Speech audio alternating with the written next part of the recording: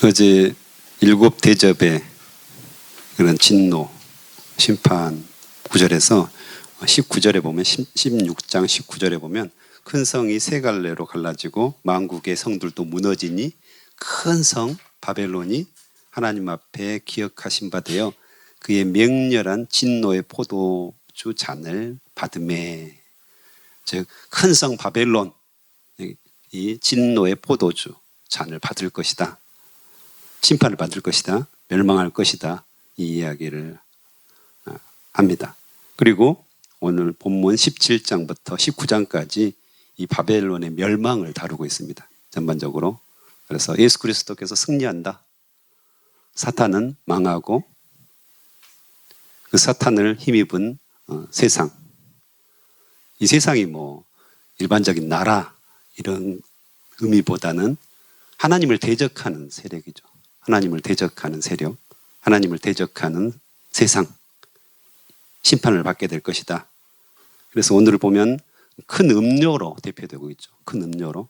그래서 많은 물 위에 앉은 큰 음녀가 받을 심판을 내게 보이리라 말씀하시죠. 그래서 땅의 임금들도 그와 더불어 음행하였다. 땅에 사는 자들도 그의 음행의 포도주에 취하였다. 말하죠. 그래서 여기서 이제 물이라는 것은 문명을 말합니다. 그래서 뭐 큰 강을 중심으로 해서 문명이 생기잖아요.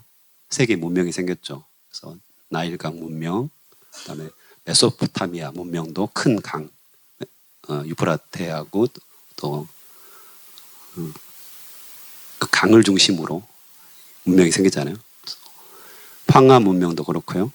인더스 문명도 그렇고 다 대부분 큰 도시가 형성되는 것은 강이 있습니다. 그래서 많은 물 위에 앉았다. 이거는 이제 문명이 발달되었고 하나님을 대적하는 세력들을 만들었다는 것을 의미하죠. 그래서 그 물 위에 앉았다는 거죠. 큰 음녀가. 그리고 땅의 임금들과 땅에 사는 사람들과 함께 음행하였다. 음행하였다는 것은 물론 이제 성적인 부정, 바람 피우는 것을 의미합니다. 그런데 영적으로 보면 우리가 하나님과 결혼한 자들이잖아요. 하나님과 언약한 자들이죠. 하나님께서 나의 하나님이 되시고 우리가 하나님의 백성, 하나님의 자녀가 되었다는 것. 이것이 언약이잖아요. 구약에서. 창세기에서부터 시작된 그 하나님과 언약이거든요. 그것을 이제 배반했다. 바람 피우고 하나님을 버리고 하나님보다 더 좋아하는 것이 생겼다는 거죠. 그것이 돈일 수도 있고 권력일 수도 있고 내 자식일 수도 있고 나의 배우자일 수도 있고 분명히 하나님을 먼저 사랑해야 되는데 하나님을 우선순위를 두고 사랑해야 되는데 하나님을 버리고 다른 것들을 사랑하기 시작했다. 이것이 음행입니다. 그래서 음녀, 음행 다 그런 표현이죠. 그래서 이제 성적인 문제도 있었겠지만 1차적으로는 하나님을 배반하고 하나님을 떠나버렸다. 죄로 말미암아서 하나님을 버렸다. 즉 하나님 뜻대로 살아야 되는데 하나님께 순종하고 살아야 되는데 내 마음대로 살았다는 거죠. 내가 결정하고 내가 생각하고 내가 행동하고 뭐 비슷한 것 같습니다. 그렇죠? 하나님의 뜻에 따라 사는 거나 제가 결정해서 사는 거나 비슷한 것 같은데 내 힘으로 사는 거 그것이 죄가 된다는 것입니다. 물론 우리가 정말 성숙해가지고 하나님의 뜻을 분별하고 정말 말씀을 통해서 하나님께 온전히 순종하는 그런 단계, 우리 신앙의 단계에 이른다면 우리가 결정하고 우리가 생각하고 우리가 행동해도 그 모든 것들이 하나님의 말씀에 근거한다면 그보다 더 좋은 건 없겠죠. 하지만 우리가 여전히 죄악 가운데 있기 때문에 우리를 살펴보지 않으면 금방 하나님을 배반한다는 거죠. 음행을 하는 거죠. 큰 음녀처럼 이 모습을 지금 나타내고 있습니다.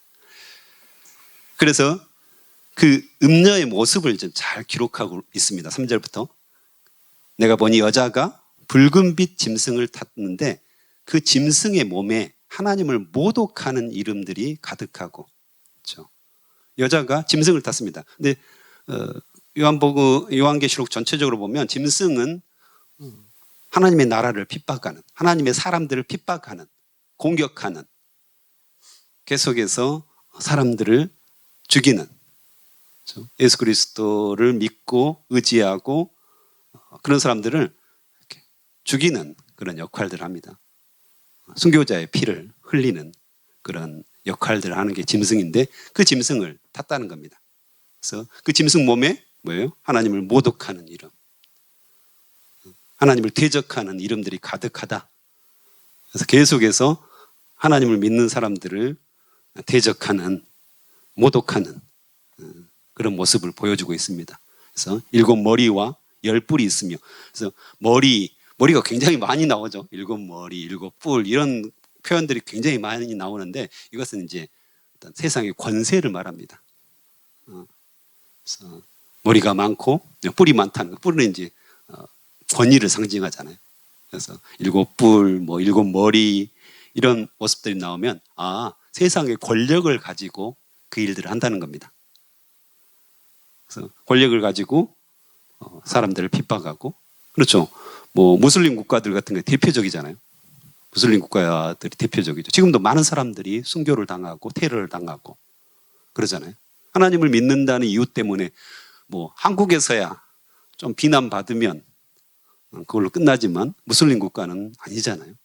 가족들에게도 죽임을 당하는, 명예살인이라고 해서 내가 예수 그리스도를 믿는다, 이 순간 가족들에게 죽임을 당할 수 있는, 무슬림은 실제로 그렇게 하거든요. 그러니까 또 어떻습니까? 그것뿐만 아니라 국가적으로도 개종을 금지하고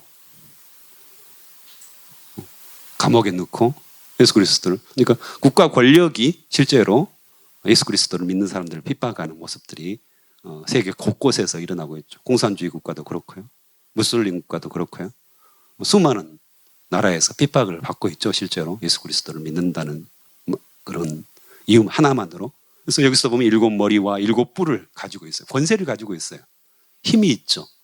그것으로 핍박하고 억누르고 박해하고 이런 모습들을 그대로 보여주고 있습니다. 힘이 있다는 겁니다. 뭐 무슬림 국가, 공산주의 국가뿐이겠습니까? 우리나라 같은 어떤 민주주의 국가도 역시 마찬가지입니다. 그래서 종교라는 이유, 그것들을 이렇게 무시하고 모독하고 그냥 신화라고 생각하고 실제가 아니라는 거죠. 그걸 믿는 사람들은 연약한 사람들이고 나약한 사람들 이렇게 취급을 합니다. 실제로. 그런 것도 다 어찌 보면 하나님의 이름을 모독하고 어떤 문화라는 권력을 가지고, 큰 권력이죠. 문화라는 권력을 가지고 기독교를 핍박하고 방해하는 그런 역할들을 담당하죠. 그것이 이제 7머리, 7뿔 이렇게 강력한 힘을 가진, 권세를 가진 모습으로 이렇게 표현이 되고 있습니다. 그리고 4절부터는 그 여자는 자줏빛과 붉은빛 옷을 입고, 성경에서 자줏빛, 붉은빛 이런 것이 나오면 이것도 왕복이잖아요. 왕복. 예전에 왕이 입는 옷들은 다 자줏빛이었잖아요. 붉은빛이었죠. 그래서 어떤 왕의 어떤 모습, 그런 모습을 지금 나타내고 있어요. 그다음에 금, 보석, 진주로 꾸몄다는 거잖아요. 그리고 손에는 심지어는 금잔까지 가졌어요. 금잔을 누가 가지고 있습니까? 옛날에. 지금도 우리가 가지고 있지 않죠. 대부분. 왕, 권세 있는 자, 이걸 이제 상징합니다. 금잔이. 그래서 너희들이 보는 모습들, 이게 이제 왕의 모습이다. 이것을 지금 표현을 해주고 있는 거죠. 그래서 네가 보고 있는 모습이 왕의 모습. 그런데 이거는 이제 사람들을 유혹하는 모습입니다. 세상 세력, 하나님을 대적하는 세상 세력, 음녀, 바벨론이라고도 하는데요. 거기는 이제 사탄이 조종을 하고 있는 거잖아요. 그래서 너희들이 원하는 것을 다 주겠다는 겁니다. 너희들이 원하는 것을 다 주겠다는 겁니다. 하나님을 버리고 나에게 오면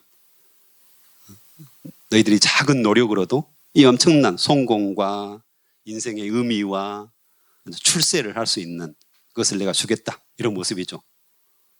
금과 보석과 진주, 금장까지도 너에게 주겠다. 이렇게 유혹하는 겁니다. 세상은 그렇잖아요. 늘 경쟁, 전쟁, 살인, 허무, 사치와 꾸밈, 교만 등등 이런 걸 통해서 네가 세상의 짱이다. 네가 할 수 있다. 멋지게 한번 출세해 보야지 않겠냐.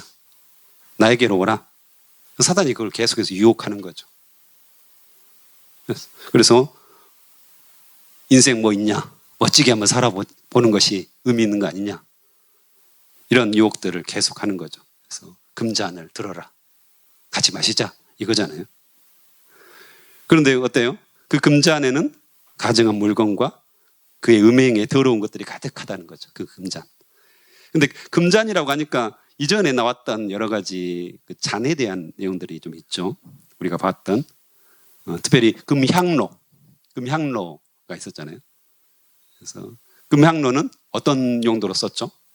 성도들의 기도가 그 향과 함께 하나님 나라로 하나님 앞으로 올라가는 그 모습을 표현하잖아요.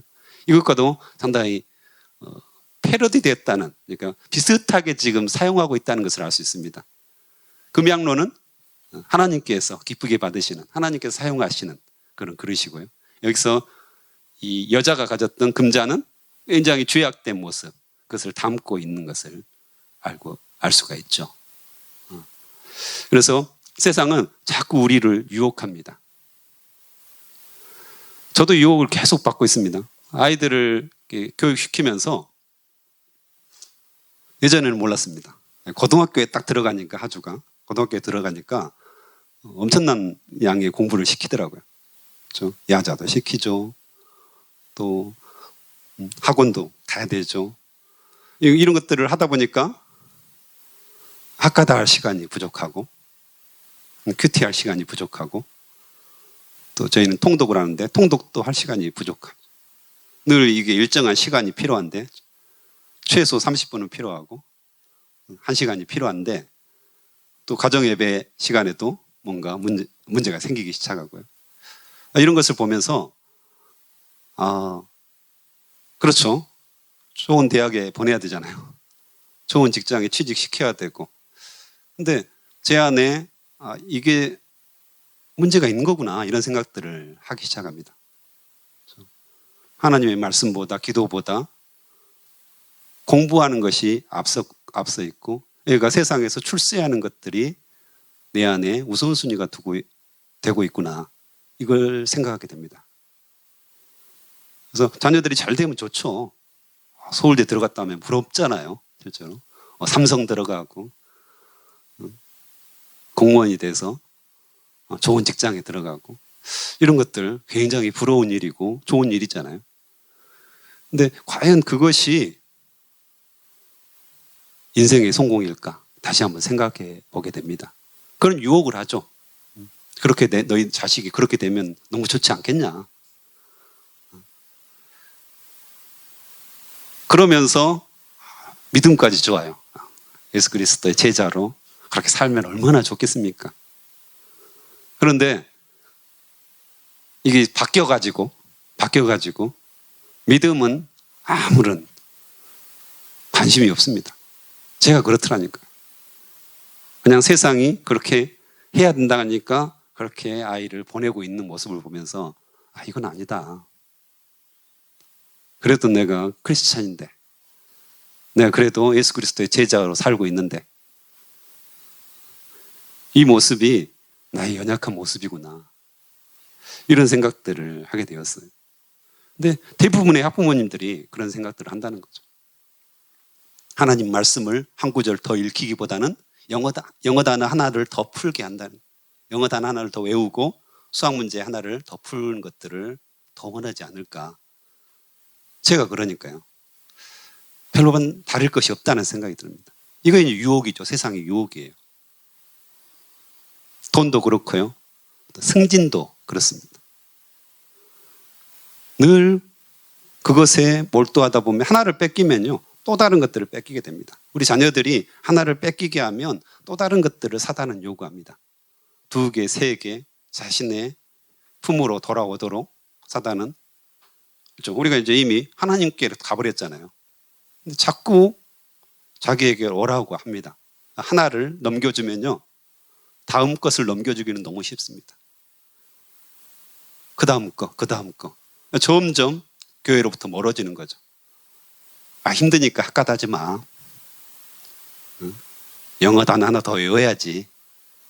수학 문제 더 풀어야지. 학과다 내일 해도 돼. 큐티 좀 힘들지? 안 해도 돼. 통독 시간 많이 걸리잖아. 15분에서 20분 걸리는데 잠 좀 더 자야지. 피곤하잖아. 이것들을 하나하나 넘겨주기 시작하면 결국엔 나중에 뭐가 남습니까?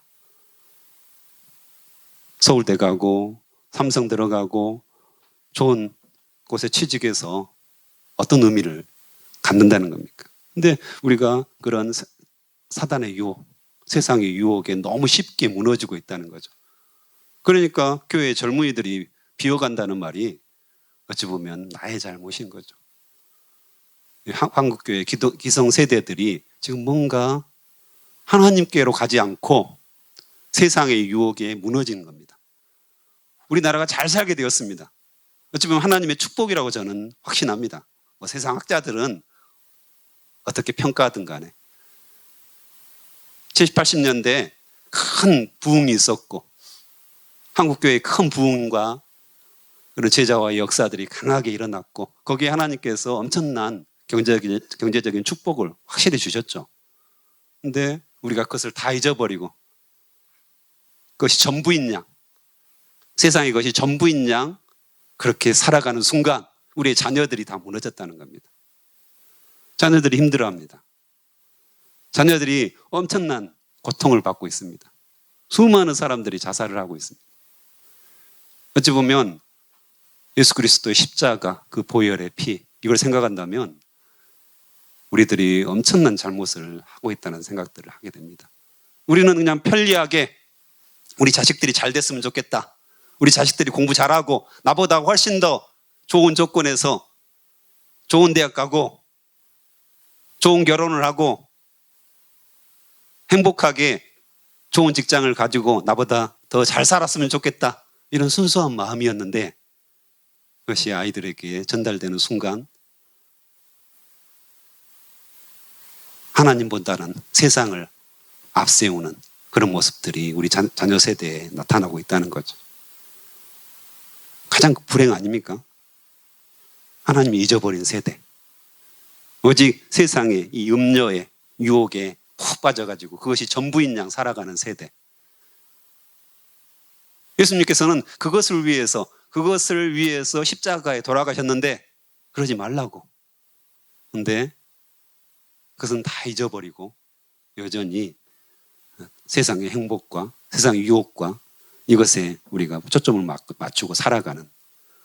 그래서 오늘날 저를 비롯해서 수많은 부모님과 한국교회 기성세대가 다시 한번 무릎을 꿇어야 된다는 생각을 듭니다.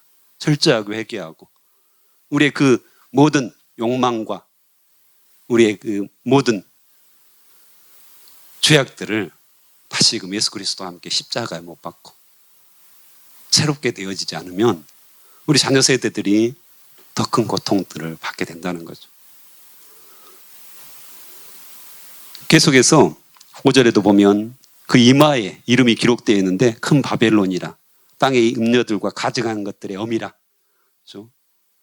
14만 4천에 기록된 이름은 뭐였습니까? 14만 4천 명의 예수 그리스도를 온전히 믿는 자들에게 기록된 것은 예수 그리스도와 하나님의 이름이었습니다. 하지만 여기서는 큰 바벨론, 가증한 것들의 어미, 이런 것들이 다 기록되어 있는데 이 여자가 성도들의 피와 예수 증인들의 피에 취했다는 겁니다. 계속해서 사람들을 핍박하고 죽이고 예수님 믿는 자들을 못 살게 군다는 거죠. 그래서 그러면서 그들이 7 머리와 10뿔 가진 짐승의 비밀 가졌는데 어찌 보면 세상의 권력을 가지고 그 일들을 계속해서 하고 있다는 것을 우리가 알 수가 있습니다. 그런데요, 10절에 보면 복음이 하나 있습니다. 계속해서 이제 유혹하고 핍박하고 우리를 못 살게 굴고, 특별히 예수 그리스도를 믿는 사람들을 이 음녀와 바벨론과 짐승들이 계속해서 공격을 하는데, 10장 10절 마지막 부분에 보면 이르면 반드시 잠시 동안 머무르리라. 잠시 동안 한정을 두고 있습니다. 하나님의 은혜죠. 할렐루야. 이런 유혹도 세상의 핍박도 잠시 동안 머문다는 겁니다. 오래지 않을 겁니다. 오래지 않을 겁니다. 그래서 금방 지나간다는 겁니다.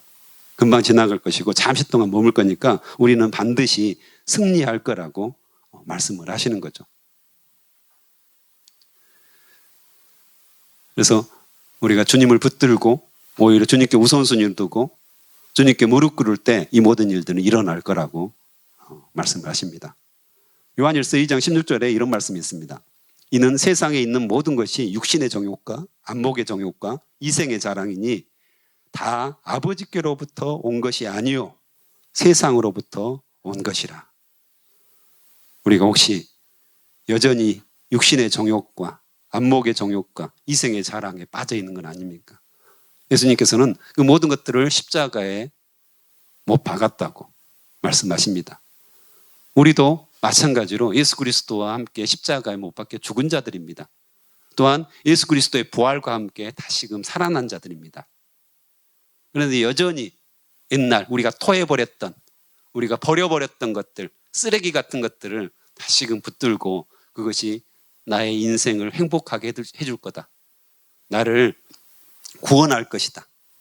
나를 평안하게 할 것이다. 하고 다시금 그 쓰레기를 주워 모으고 있지는 않습니까? 다시 한번 이 고난주간을 맞이해서 정말 나 자신의 모습들을 살펴보고 다시금 예수님께로 돌아가는 역사들이 모든 성도들에게 우리에게 일어났으면 좋겠습니다. 함께 기도하시겠습니다.